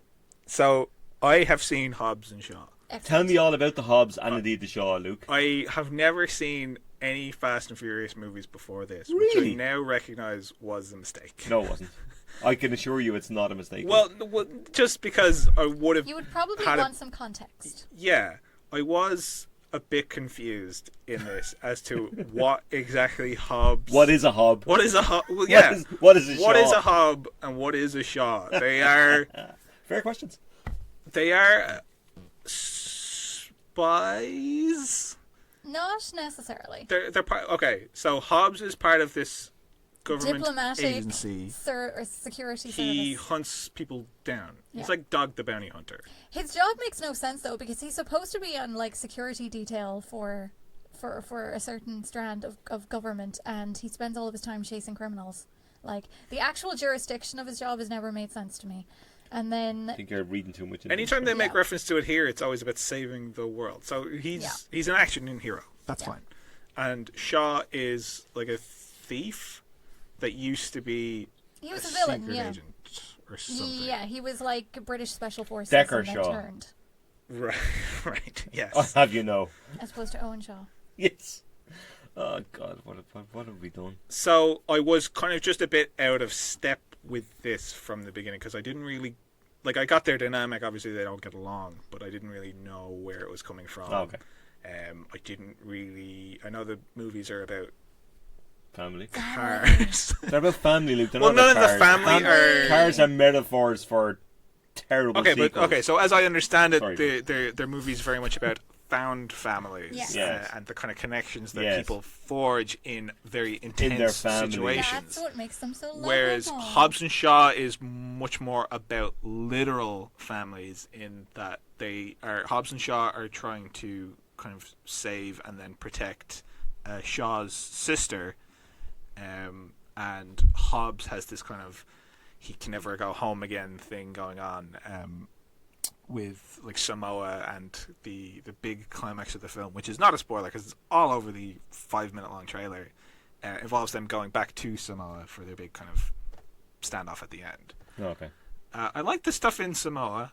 That was kind of entertaining because it's this very stripped back, like, we're going to use spears and kind of channel our, national pride and our, our family kind of attempts to defend each other and all that. The other action scenes in this movie, which is kind of what you're here for, were not very good to me. They're very kind of CGI heavy, and even the bit I've seen in the trailer looked a bit like that. Not very kinetic. Yeah, and they're just, the film I found wasn't really giving you what you're kind of buying a ticket for. There's actually not that much kind of banter really between the two of them, and when they were kind of bantering, I didn't really find it entertaining. It's kind of just like, you're a dickhead, like, that's what I mean. I didn't really get what the conflict was between them, or what the bit was. But this is what I find curious, because like, I'm not actually overtly interested in this, because it's not the original core group of characters, as you were. Like, they both would have come in originally as, well, Shaw certainly as an antagonist, and Hobbs to a certain extent also as an antagonist. But they have in Fast and Furious 8 or maybe 7, I can't actually remember which one now, they have a protracted thing between them where they just yell at each other in a prison and beat each other up, and I'm kind of like, Are they just taking that and making a full-length movie out of it? Because I feel like it's been feel- done. yeah.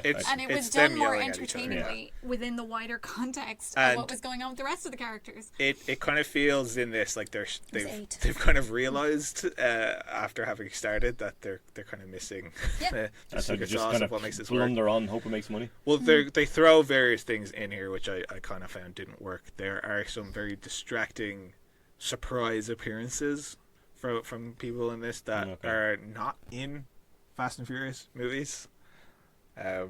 People that I don't think you'd be on board with showing up necessarily in these. I'll likely never see it anyway, so it probably won't make a difference. I wasn't wild about it. All right, well, fair Kind enough. of fun and daft, but not kind of maybe as I'd much rather as just you have would the want. originals. All right. At number 4, Dora the Explorer and the Lost City of Gold, which has made 125,000 and has know got this was out, really. surprisingly okay reviews. I don't know much about it beyond that, except the creepy reviews from the States. That's all anybody knows about it, Yeah, unfortunately. but apparently it's decent enough from what people say. But we'll move on. I At haven't 3, really seen much in the way of promotional material. for there's it. been some Appreciating bus I'm ads or not whatever, the but that's target not. audience, No, but it doesn't mean a Is- huge amount. Is to it be as honest. big a thing here as it would be in America, like in general? Are Everyone kids used to watch watching Dora Dora? on TV Yeah, it proper, was dubbed a, into was Irish. a thing. though. It was a thing. Dub this into Irish, then With we'll see where we're Brogy getting with it. and Mishamala. Stop. That was a song, Mishamala, Mishamala, Mishamala. And the little monkey was called Brogy. Because boots. I didn't watch Irish because I don't speak Irish because I'm a West Brit. Loser. I know, right? Brits out. Grace. At 3, Good Boys, which has made No. 150,000. This is Jacob Tremblay and a group of young lads on the cusp of becoming teenagers embark on an epic quest in the San Fernando Valley to fix their broken toy before their parents get home. Good God, that sounds bad. Wait, they're on the cusp of teenage dom and they want to fix a toy? Don't ask me. What Listen, are they, 5? I don't know. Can we move on, please? Yes. At 2, The Lion King. Speaking No. of top 10 Keep films, this is it. 5.7 million. This is made. This is the top 10 in Ireland as well, I think. God help us, Disney. Stop making all the money. Well, what we could do is we could get people to kind of save the lions if we, kind of start a Disney campaign. Yeah, well, they could give some money towards it. Like I said, you could have made a whole movie about the actual peril and plight affecting lions in the wild right now, but why would you do that? Why would you do that? Nobody cares, Reese. That's what the problem is. That's what I mean. You got to use. We'll lose the Lion King if lions go extinct. Kids won't know what they are anymore. This is true. At 1, and I think young Luke might have a thing or two to say about this.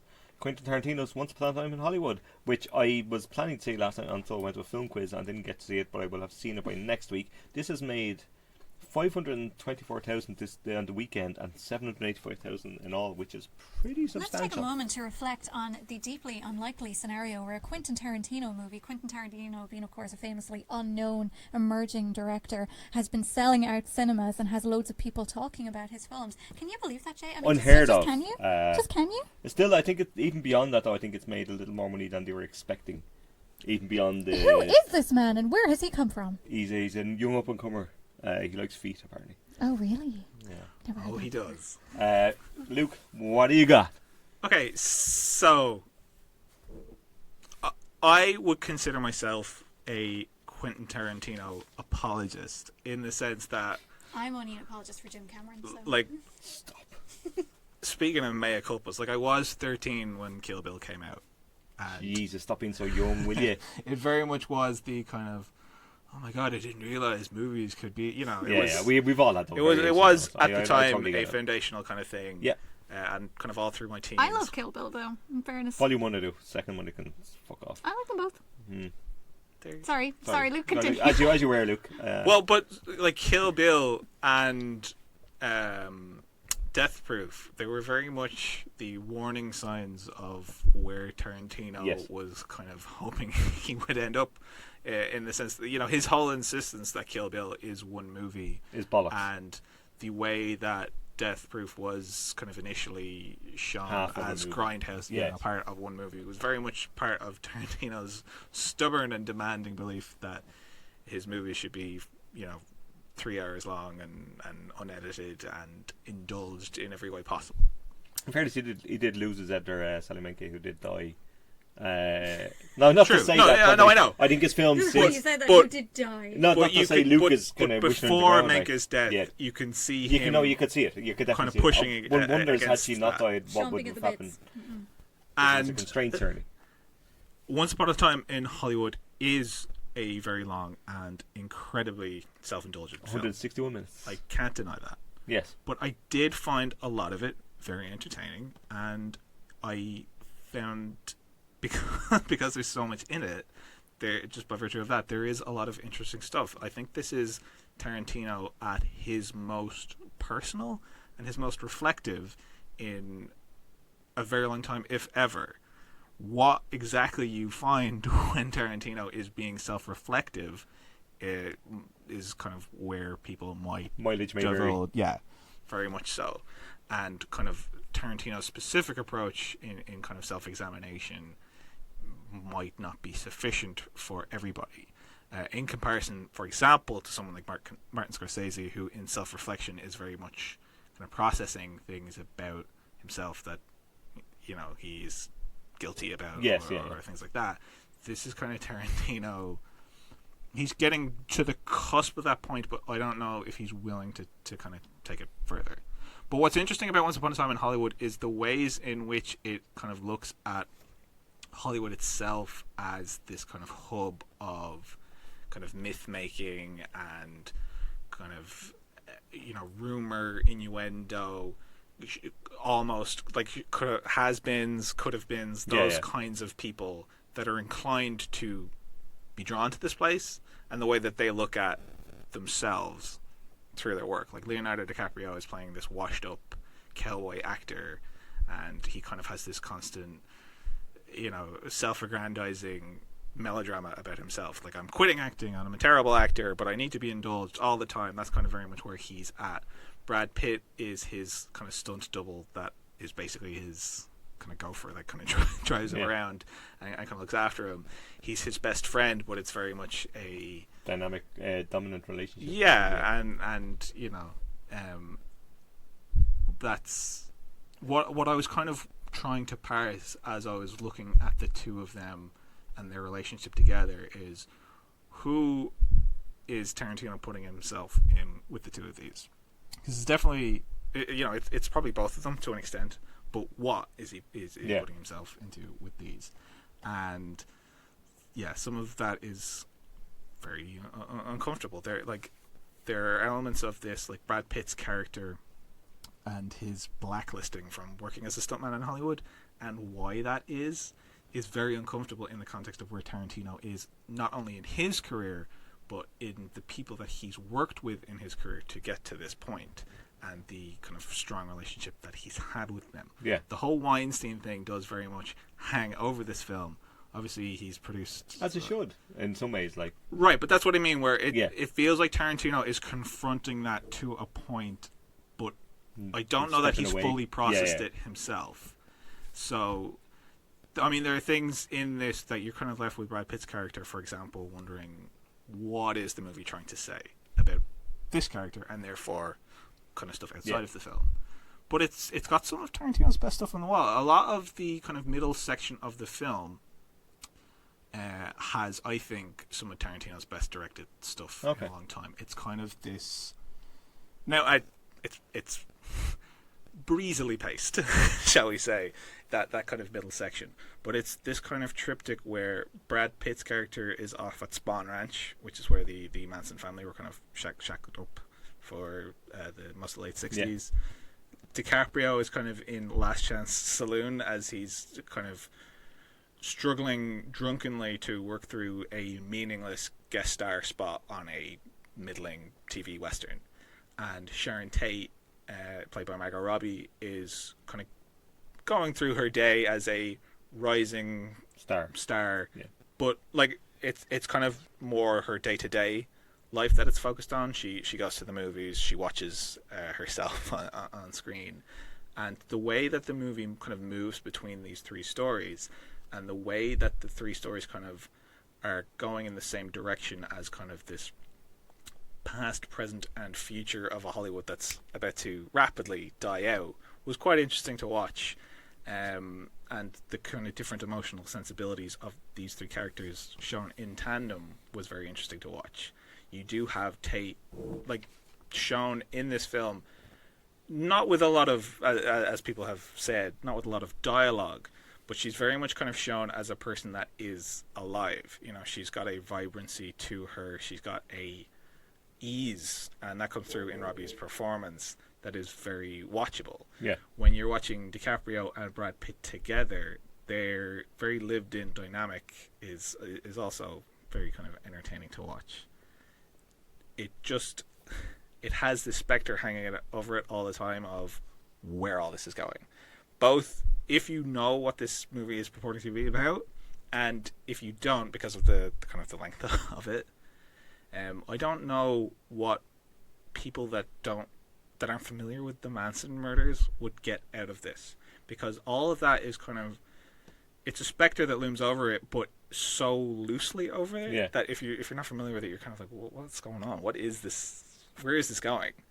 And without getting into too much detail, where it goes with it is kind of separate, really, from the character-focused, kind of breezy hangout vibe of the preceding kind of 2 hours, which I'm still kind of working through, but I don't know that necessarily works. It is kind of this full stop on that kind of mediative what could have been and what is and what isn't kind of thing. There's a lot of kind of stories in the film of stuff that didn't actually happen the way people thought that it happened, or like, for example, there's a scene where DiCaprio talks to Timothy Olyphant about being in The Great Escape. Timothy Olyphant's like another TV actor, and he comes up to him and was like, "Oh, you were almost in The Great Escape, right? You were almost playing Steve McQueen's role." And you see DiCaprio digitally edited into scenes from The Great Escape. It kind of shows him doing McQueen's bit. Look of horror. What? Yeah. But Tarantino is always a bit of a fantasist in that regard. Like, I mean, but it's showing that visually, but then DiCaprio is like, well, no, that was never actually really going to happen. You know, that's kind of not the full truth. And that's interesting when you see it compared to Robbie watching Sharon Tate movies, when it's at the actual Tate. Yeah. So that kind of the play between what's actually real and what's not, and what's truth and what's fiction, and what's half truths and what's a little bit more complicated than people presume, as shown, through movies and stuff. It's kind of interesting to watch. It's just, I couldn't possibly fault anyone that watched this or kind of looked at this and thought, I don't really want to see Tarantino work through all this stuff. Yeah. That's what therapists are for. And it's nice if you can't afford them. Yeah, I mean, Tarantino would be fucking hours with a therapist talking about the feet thing. Yeah, stuff, I know. Lots of feet in I this. will be seeing it next week, and I will have seen it for the next podcast. I liked it. I think it's more focused than his last two films. So that's a help. That would not be difficult, considering there was no focus on that. that And I enjoyed the characters in this more than his last couple of films. Okay. But that can go either way. We'll see. Ronan has seen it, and he will have his opinions next week, I suspect. As will I. Hopefully, Grace may or may not. Grace will not be seen. Oh, Grace There's a will not cute be dog in this. I mean, does Grace really want to sit for 3 hours watching a cute dog. Watching Tarantino do this? I would say. I will let you know whether you should or not as well. If somebody belonging to me should happen to download it and give me a copy for free, then maybe I might allocate some time. That's the future, Grace. But I'm not paying to see it. All right, that's fair enough. Okay, that's the top 10. New releases. We've got it's a relatively light week. We'll kick off with Alexandra Aya's Crawl, which is very excited to say. Do you know what? There's a the word of mouth on this is really strong. There's a bit of a mix though. I've read a bit where it's starting to sound a bit like the Meg, where people had real expectations for good schlocky nonsense, and then it was just shite. But the Meg I'm really way overplayed its hand. It did. No, it did. It was. absolutely did. And this seems to be a little lower in ambition in that regard. It's not trying to sell it anything more than it's not. Well, less Chinese interference, presumably. Well, indeed. But this looks fun. Like Crawl could be good. I'm kind of in. Yes, definitely. If I can get over the Tarantino one, this looks a little shorter, and the idea This of might be a good palate cleanse afterwards. well, if you indeed, don't like it. the idea of an alligator in a house in a Category 5 hurricane really sells the hell out of it. Like, I mean, But also, like, fun, like, murderous monster movies, we don't get them that often. That's I mean, true. think of, like, your Deep Blue Seas, your Lake Placids, that are all great great crack. stuff. Yeah, I agree. I'm probably going. These are the kind of things I'm always hopeful there'll be another one for. Yeah, I mean, Tarantino's movies got monsters in it. It's just different. They're just human. On screen and off. Indeed.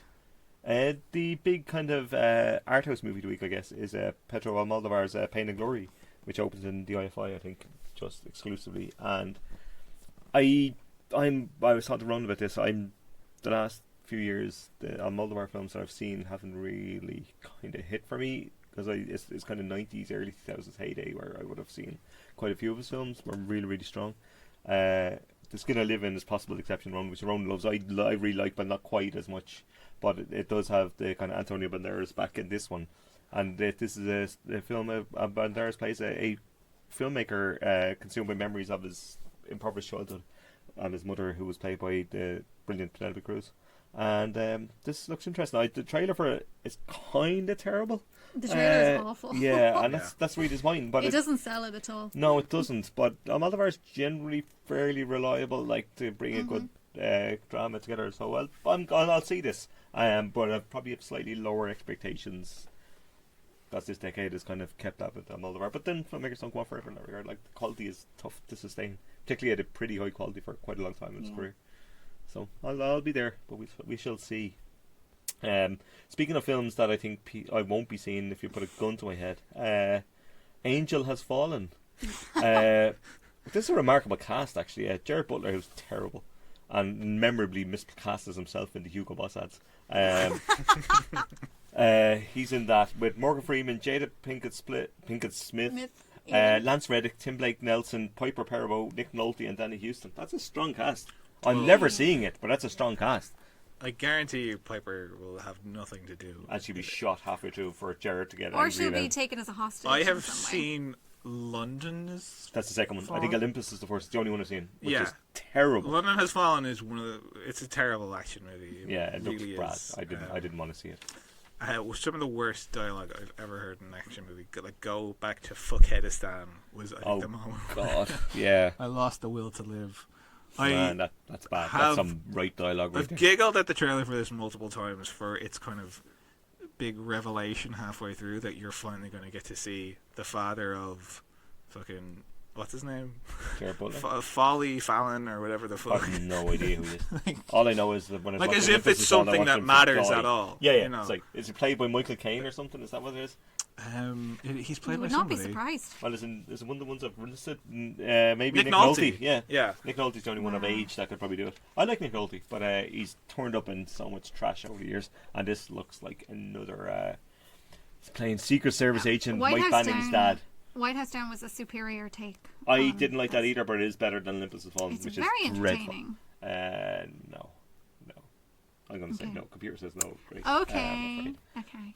It's just a Grungy Jay has presumption risen. that anyone wants this that I find so It's confusing. mad, but it probably will do all Someone right. must be going to see it to justify the I don't think making they're the it. biggest budgets but in the world. They're done I- cheaply, but it looks of it. I know you can get them done cheaply, but the marketing for it, like Angel Has Fallen, and oh my God, Jared Butler, how's he going to get it? Like, who is this I don't guy? even care about Jared Butler. Like, Somewhere never mind out his there- character. Like, if Jared Butler fell into a ravine, I'd be nonplussed. Like, do you know Somewhere what I mean? out Like, there, there's someone really invested in this, the way Sorry, I'm really invested in the Fast and Furious movies, and they are living for You're this. insane, Grace. They are going to have a great day. yes, they are. God help them in the cinema on his own, whoever he is. Not 'Cause to he's a in he. any way compare these movies to the Of course not. The obviously masterpieces that are Fast and vastly Furious movies. superior Fast and Furious. Tokyo movies. Drift. Sorry, something in my throat there. Even The Tokyo Drift worst has film its ever merits. made. No, it doesn't. That's woeful. That should have derailed every franchise, any franchise. It That did should have for a stopped- long That should have time. stopped Hollywood completely. and turned itself. Another giggling moment in the trailer is when Jared Butler says to Morgan Freeman, like, people are going to fall. Oh, stop. As if the falling is, I'm like, not- integral to this series. Oh, somebody's fell. It's the It's titular finally- fall! They've fallen. Look at them. They've fallen. What is Angel the code name for? Oh, who cares? Jared Butler, I guess. Okay, He's never such an mind. angel. He's Never the mind. guardian angel Of the world. for the president. I hope he gets killed in the film. Anyway, I'm never seeing this. Last, but probably not least, Scary Stories to Tell in the Dark, Oh, I'm kind of intrigued by this which one is too. the Guillermo del Toro produced, Andre Ovredal directed, who made Trollhunter, which I really enjoyed actually. Film of a group of teens happened upon an old book in an abandoned mansion, all classic tropes, Yep. and he awakened the gruesome monsters from within the tales. This could be I good. really This like the could sound be of this. terrible. I don't really know how to. I'm not My really taking it. sister saw it yesterday. She said it was very, very good. Cool. Okay, I think the reviews are solid enough actually. From what I gathered, I was reading during the week, because Del Toro was due to direct it at some point and didn't, so that probably makes it better because he's not a very good director. Anyway, that's just Very there's my hot take. controversial opinions I'm not a here. Del Toro fan, sadly. So I'll probably see that because I much prefer Trollhunter in that regard. So I'm happy. I'd be happy enough to catch this, I think. So they'll take that. I like the premise of this. I Yeah, me remember too. reading about it and thinking, this is like if they had taken... Do you remember Are You Afraid of the Dark? I no. think this was kind of. I think it was like a series of books or like. Yeah, I think you're probably right. That's yeah. what I was thinking, because you know how like Are You Afraid of the Dark and Goosebumps to an extent is like Yeah. this anthology series of sort Yeah. of short stories. Yeah. And that's what this put me in mind of. Like if Okay. somebody, because I think the book is kind of just a collection of short stories, isn't it? So Yes. it's like you just take Yeah. them, put them in a premise and film them all. And I'm like, I am in principle absolutely down for that. Horror aimed towards a younger audience is interesting because you don't have the same crutches to kind of lean on. Yeah. And can have much more playful because you Yeah. can be a bit messier with it like that. And it can that be a kinda works. lot better. Yeah, I know. And- it is. Because I they have completely to agree. work harder to Yes. make it scary. And darker as well. Yeah, like, because which you can can't be just interesting. chop a hand off for no apparent Yeah. reason and be like, scream. It's Yeah. the only way we can get teens to read is by giving them haunted books. Hey, whatever it takes. Whatever it takes. Anyway, that was a good podcast. That was good, solid work, everyone. I'm very proud. Well done, I'm everyone. going to give out gold stars after we press Thank stop. you. Well done, Luke. Well done, Grace. Well Thank done, you. everyone. We will talk to you next week. Laters. Bye. Bye.